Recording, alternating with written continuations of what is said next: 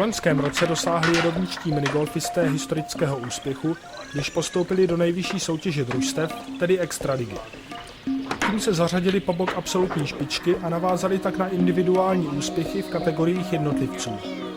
Účast A týmu MGC Jedovnice v nejvyšší soutěži byla také jedním z důvodů, kvůli nimž se Český minigolfový svaz rozhodl přidělit pořadatelství prestižního celostátního turnaje Grand Prix právě jedovnickým. Tento typ turnaje se v Jedovnicích hrál doposud jen jednou, a to v roce 2001. Pro jedovnické hráče bylo přidělení pořadatelství klíčovým tématem také z toho důvodu, že v soutěži bojují o udržení. Znalosti domácího prostředí hodlali využít ve svůj prospěch.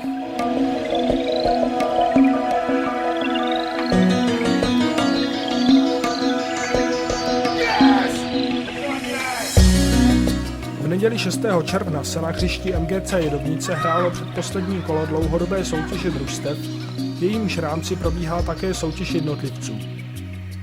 Domácí pořadatelé měli plnou hlavu starostí s počasím.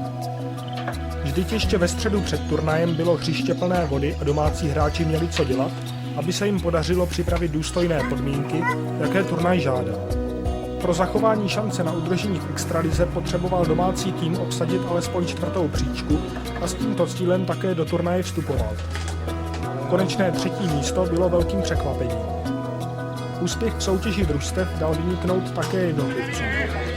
Nejlépe si vedl Radek Šibela, který se stal vítězem kategorie mužů a absolutním vítězem celého turnaje.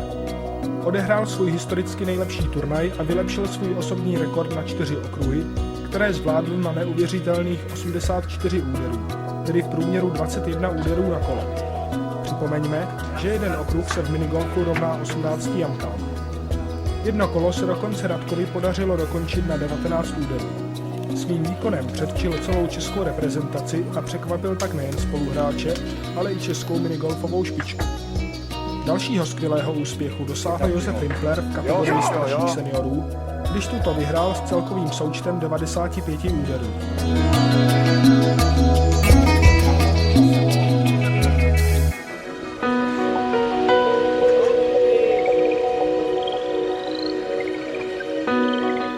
Na závěr bychom rádi pozvali všechny fanoušky MGC Jedovnice na další domácí turnaj, který se koná 26. září 2010. Tentokrát půjde o Open turnaj a druhou ligu, kde pro změnu nastoupí náš B tým, jenž se v této soutěži drží na medailových pozicích. Ti, kteří by si rádi vyzkoušeli, jaké to je hrát v turnajových podmínkách, budou mít tuto možnost na oddílovém turnaji MGC Jedovnice 7. srpna. Domácí klub má pro zájemce připravenou otevřenou kategorii.